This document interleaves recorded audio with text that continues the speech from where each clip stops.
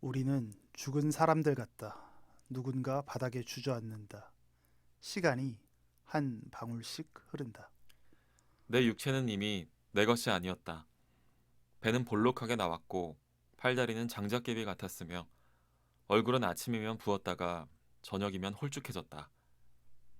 우리들 중 어떤 사람은 피부가 누렇게 혹은 잿빛으로 변했다.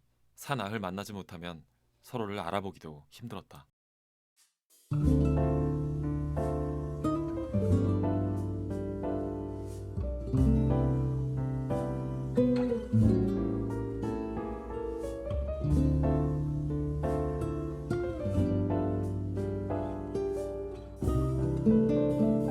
호우 시절로 오세요. 그때 우리가 여기에 있습니다. 어려서는 조숙했지만 자라서는 미숙한 두 남자의 영화 발굴 채널 호우시절. 저희는 오늘 이 10대 시절 저희를 전율하게 만들었던 영화 한 편을 가지고 이제는 어른의 시선에서 다시 한번 살펴보는 시간을 가지려고 합니다. 오프닝 멘트에서 저희 둘이서 읽었던 책 구절은 오늘도 이 프리모 레비의 이것이 인간인가 였어요. 아주 막 섬찟섬찟하죠. 맞아요. 네. 저희가 오늘 이렇게 무서운 구절을 골라온 이유는 저희가 이 영화 인생은 아름다워에 접근하기 위해서 이 영화의 배경이 되는 시대상에 대해서 한번 조명해보면 좋겠다는 생각이 들더라고요. 네네. 그래서 오늘은 또 이 조셰프님의 역사 이야기를 한번 들어보면 어떨까 싶은데 혹시 이번 영화의 이 배경이 되는 시대나 너무 거창하지만 약간의 세계 정세 같은 거에 대해서 또 우리 조셰프님이 역사 마니아이시기 때문에 네. 간략하게나마 뭐 전부는 아니더라도 좀 짚어볼 수 있는 기회가 있을까요? 제가 귀도라는 인물을 네. 말씀드리면서 100년 전의 시간이 네. 상당히 급변하고 있었던 시대였고 이 부분을 좀 한번 상상해 보자고 말씀을 드렸잖아요. 이 시기가 네. 이 시기 어떤 격변하던 세계 정세, 그쵸. 보다 정확히 말씀드리면 유럽 정세를 네. 좀 간략하게 말씀을 드려보면요. 음. 100년 전보다 조금 더 시간을 당겨보면 네. 1914년에 세계 1차 대전이 발발하죠. 네. 1차 세계대전은 상당히 복잡하긴 하지만 어찌됐든 1918년에 네. 독일이 패전을 하게 돼요. 맞습니다. 그리고 결국 막대한 전후 배상금을 지불하게 됩니다. 그래서 독일 사람들이 상당히 경제적인 어려움에 봉착하는데 네. 제가 1938년에 2차 대전이 아닌 그보다 약 20년 앞에 있었던 이야기를 먼저 꺼낸 이유는 네. 바로 이 사람 때문입니다. 음. 1차 대전 때 아돌프 히틀러가 네. 독일군 연락병인가? 통신병인가로 아마 참전을 할 거예요. 근데 원래 이 사람이 아마 히틀러가 오스트리아 사람인 걸로 제가 알고 있거든요. 맞아요. 되게 이 세상에서 가장 독일 사람일 것 같은데 오스트리아 그쵸. 사람인 사람이 히틀러고 이 세상에서 제일 오스트리아 사람일 것 같은데 독일 사람인 사람이 베토벤이죠. 아 맞네. 아무튼 히틀러는 그쵸. 오스트리아 출신입니다. 네. 오스트리아 출신인데 그림 그리는 걸 좋아해서 이제 화가하려다가 네, 맞아요. 미대에 이제 좀 낙방을 하죠. 그래서 어쩌다가 이제 여차저차해서 네. 독일군으로 지원을 하게 됐고 맞아요. 전쟁이 끝난 후에 말씀드린 바와 같이 독일군의 국민들의 삶은 매우 어려워졌고요. 네. 히틀러가 이때 자신의 재능을 발견하는 거예요. 맞아요. 연설도 하고 막 이러면서 네. 막 대중을 선동도 휘어잡는 하고 막 능력. 이러면서 이 사람이 연설을 하다가 인기를 얻고 네. 정치에 뛰어들면서 독일 국민들의 열광적인 지지를 그쵸. 받게 됩니다. 그리고 한번 폭동을 일으켰다가 이제 수감이 되는 바람에 그쵸. 거기에서 이제 오히려 더 떡상을 더 해버리는 거예요. 스타가 됐죠. 네, 나의 투쟁이라는 책도 감옥 안에 맞아요. 쓰고. 네. 네, 맞습니다. 사고로 사람이 어려우면 이제 좀 심약해지고 네. 나약해지면 어떤 강력한 지도력에 홀린 듯 네.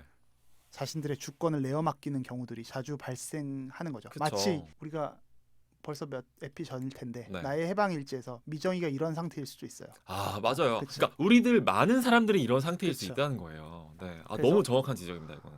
독일 사람들이 딱 그랬죠. 그래서 히틀러는 민족주의, 게르만 우월주의로 무장해서 네. 1차 대전이 끝나고 20년 만에 다시 2차 세계대전을 일으키고 있습니다. 이 영화의 배경이 되는 때가 딱 이 시기예요. 맞아요.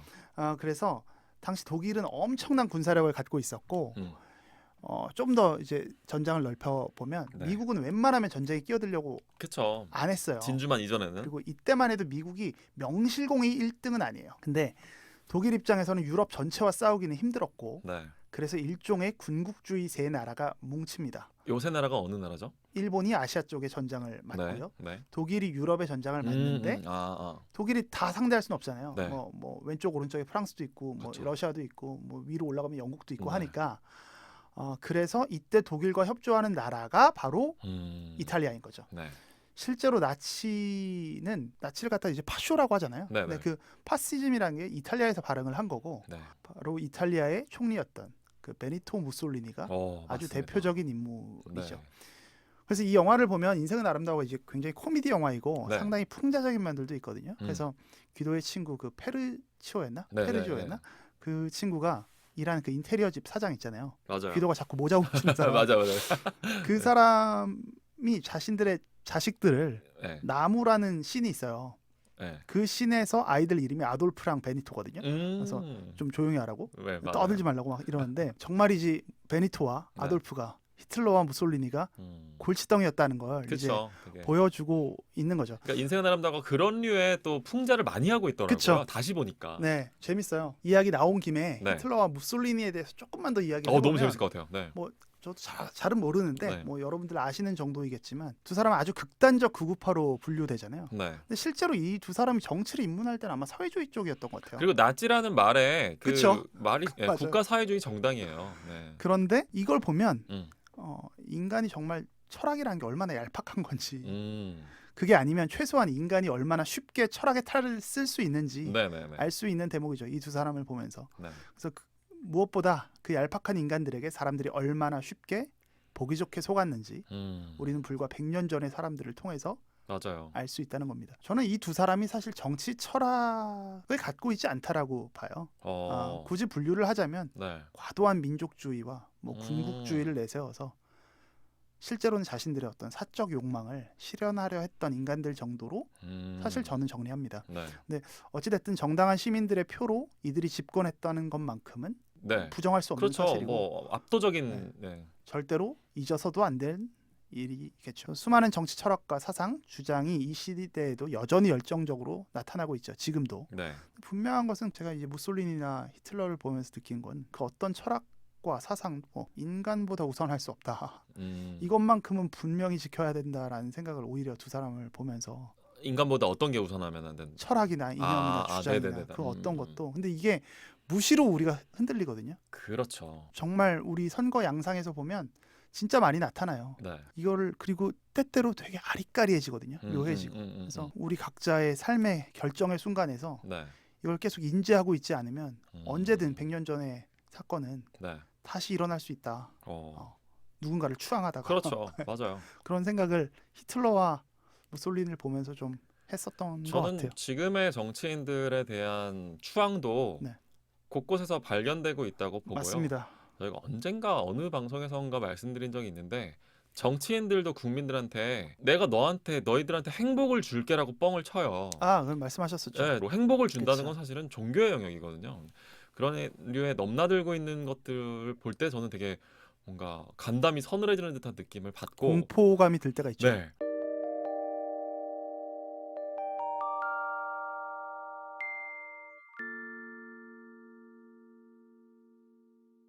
사실 이 출판업계에서 우리나라만이 아니라 전 세계 출판업계에서 가장 잘 팔리는 소재 중에 하나가 히틀러예요, 사실은. 그쵸. 너무 재밌는 얘기란 말이에요, 그쵸. 이게. 근데 저도 뭐 대단한 지식을 쌓은 정도는 아니라도 나름대로 관심 있게 뭐 재밌는 책이 나오면 읽고 있는 수준인데 근데 저는 이 나치즘이라고 하는 철학 자체가 좀 만만치 않다는 생각이 들긴 하더라고요. 그러니까 바꿔서 내가 만약 그 시대의 독일인이었다면 네.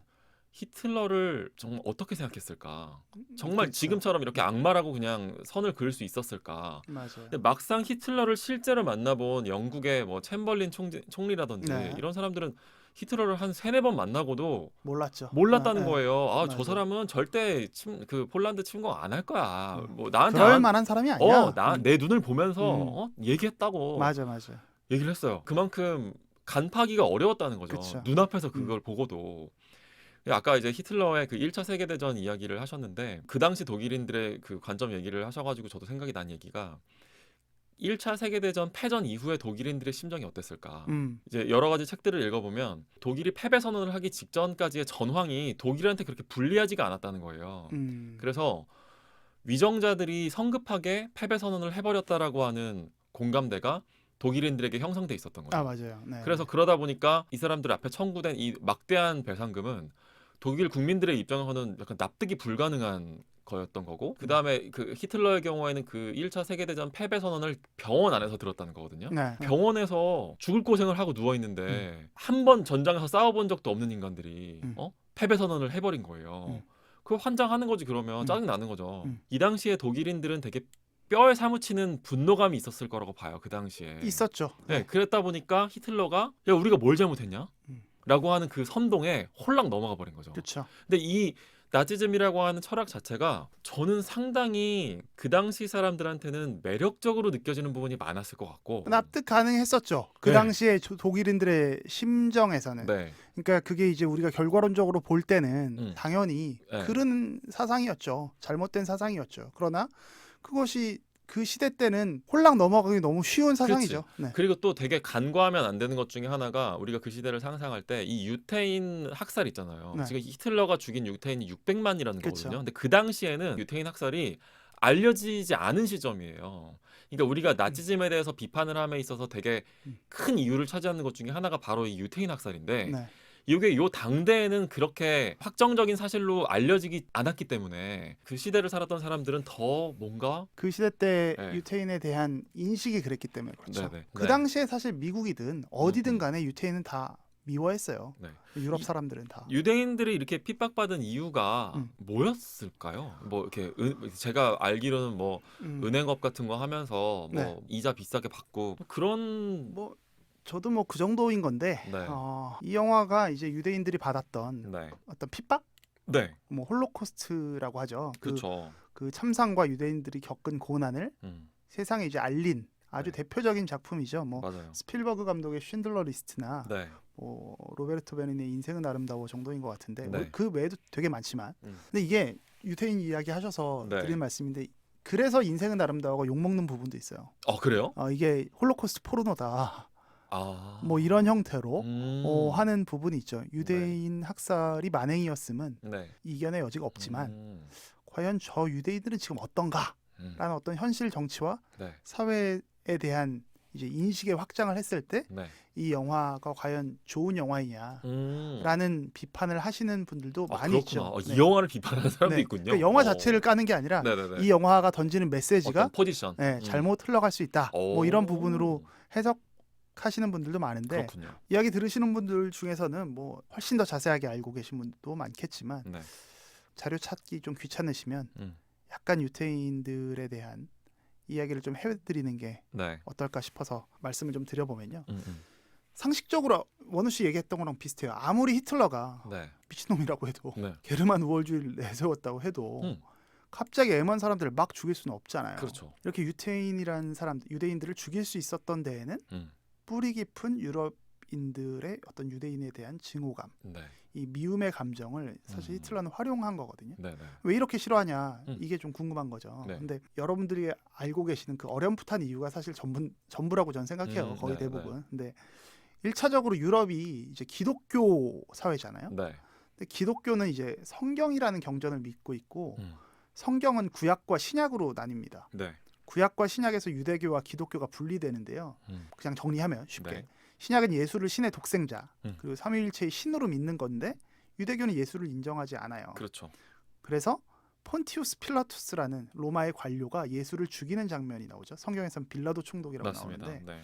이때 여론이 예수를 막 죽이라고 하는 군중들이 묘사되거든요. 네. 그때 이 여론이 바로 유대교인들인 거죠. 네. 유대인들인 거죠. 기독교 사회인 유럽인들 입장에서는 자기들이 믿고 있는 신이 인간의 모습을 하고 왔을 때 네. 죽여버린 민족이 유대인들인 거예요. 게다가 얘들이 실제로 AD 70년인가요? 그때 로마의 타티우스인가 하는 장군이 네. 유대 지역을 다 네. 점령을 해버리는데 그리고 완전히 다 부숴버리거든요. 네. 그러면서 이제 그때 사람들이 다 흩어져서 네. 유럽 전체로 흩어져서 살게 돼요. 디아스포라라고 디아스포라라고 하나요? 하죠. 이 흩어진 사람들이라고 해서 이 사람들이 근데 고분고분하게 살질 않는 거예요. 유대인들이 갖고 있는 일종의 생각 중에 하나가 선민의식이라는 게 있는데 보면 좀 기분 나쁠 뻔해. 짜증나지. 신이 우리들만 선택하고 구원한다. 그쵸. 이거거든요. 유대교와 기독교의 가장 큰 차이가 예수에 대한 인정 여부도 있지만 네. 중요한 게 이 선민의식도 있는 거예요. 그러니까 기독교는 예수를 믿는 누구나 네. 구원을 얻을 수 있다. 일종의 보편적 종교가 돼가는데 네. 유대교는 그런 게 아니에요. 유대인만 구원이 가능한 거거든요. 이렇게 살고 있다 보니까 기독교도 따르지 않고 자기들끼리 모여서 예배하고 지들만 잘났다고 하고 있으면 누가 좋아하냐고. 이거 약간 프리키하게 보지. 지금 약간 그쪽으로 가고 계신 거 아니에요? 유대인 혐오 쪽으로 가고 계신 건 아니죠? 아니. 근데 그렇게 네네. 싫어하는 부분이 어떤- 나온 거죠. 예. 그래서 게다가 이게 원우 씨가 얘기했던 세 번째 이 경제력인데 네, 그렇죠. 중세 유럽은 이제 교황이 모든 걸 지배하던 시기잖아요. 네. 그래서 영주들이 경제적으로 돈을 불리기가 좀 여의치 않았대요. 이게 뭐 검은 돈을 만드는 게. 네. 그러다 보니 엄숙한 기독교 체계 하에서 어떻게 돈을 불리지? 이 생각을 하다가 유대교인들은 기독교가 아니니까 이게 가능한 거예요. 물론 막 교황의 지배랑은 좀 떨어져 있는 거죠. 네네네. 그래서 유대인들과 귀족들이 결탁을 합니다. 그래서 돈을 막 벌어오라고 해요. 그래서 처음엔 그 수수료를 받았던 네네. 게 유대인들이죠. 매점 매석도 하고 고리대금업도 하고 하면서 유대인들이 돈을 엄청 벌어요. 그때 만들어진 이제 가문이 이제 뭐 네. 로스차일드라고 네, 하죠. 맞아요. 네. 네. 그래서 유럽 사람들이 이제 유대인에 대한 딱 이미지는 그 베니스 상인 속 셰익스피어, 그치. 샤일록 같은 거죠. 고리대금업자. 막 막 이상하게 그려놓잖아요. 가가멜처럼. 막 이렇게 막 살이라도 막 이렇게 베어서 가려고 그쵸. 하는. 예, 예.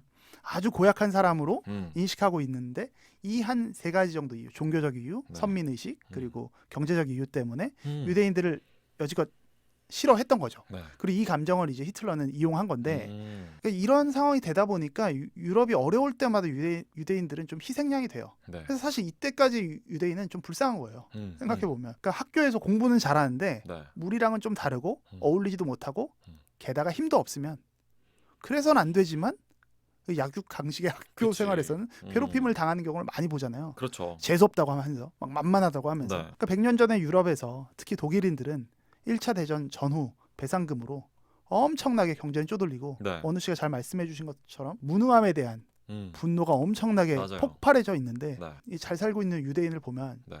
열받겠죠. 그렇지. 그리고 이 분노를 투사할 수밖에 없는 거고 히틀러는 이 증오의 감정을 이용해 버린 거고요. 실제로 유대인만 600만 명이 죽은 건 아니고요. 네. 뭐 그때 뭐 소수민족이라고도 할 수 있고 뭐 집시나 네. 뭐 이런 사람들 다 죽은 숫자를 하면 한 1000만 명이 넘는다고 하더라고요. 음. 이런 전개 상황으로 네. 유대인들이 그동안 비판이 아니라 핍박을 받았던 이유고. 네. 얘기를 듣다 보니까 저는 이제 사실 유대인이라고 하면 뭐 우리나라에서도 되게 다양한 감정이 섞여 있는 것 같아요. 그쵸. 뭐 어떤 사람들은 살면서 한 번은 유대인을 만나라 뭐 이런 책도 있었던 걸로 기억하는데 되게 뭐 돈도 잘 벌고 공부도 잘하고 이런 거를 또 우리나라 감성에서 좀 추구하는 면도 있잖아요. 그렇죠. 그래서 그런 동경의 마음이 또 있는 한편으로 또 젊은 세대들 사이에서는 또 반이스라엘 정서도 되게 좀 있는 걸로 네. 그게 포착이 되고 있는데 결국에는 히틀러가 저는 요새 유행하는 말로 갈라치기 전략을 쓴 그쵸. 거라는 네. 생각이 들거든요. 분열 정책을 쓴 그래서 거죠. 쟤네들만 없으면 우리가 잘할 수 있는데 이런 것들이 예를 들면 저는 우리나라에서도 예를 들면 조선족 혐오로 이어질 맞아요. 수 있는 네, 부분이 네. 있다고 생각해요. 그쵸. 사실은 우리 마음속에도 인간이라면 사실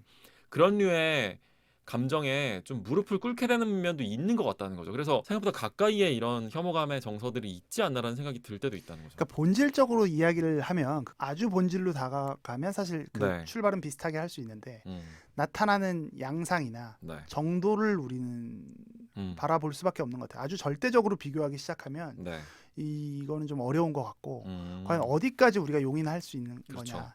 예를 들어 뭐 자국 보호주의 같은 거랑 비슷한 거죠. 네. 예, 자국민 보호주의나 뭐 무역 같은 경우도 그렇죠. 보호무역 같은 건데 이걸 어디까지 용인하느냐의 문제인 거죠. 맞아요. 근데 그 부분은 적어도 그 물리적으로 네. 혹은 누군가 아주 인간의 기본권을 훼손하는 수준에서 그게 진행되는 건 안 돼야 하고 네. 그 증오심에 휘둘리지 말아야 한다라는 생각을 하는 게 그렇죠. 그냥 문명인의 그냥 어느 정도의 추구 아닐까 싶습니다. 좋습니다. 오늘은 역사 매니아 조셰프님의 사실 매니아적인 내용은 아니었고 네. 그냥 아주 일반적인 내용이었습니다. 이 정도만 하죠. 뭐 전 더 이상 지식이 없습니다. 알겠습니다.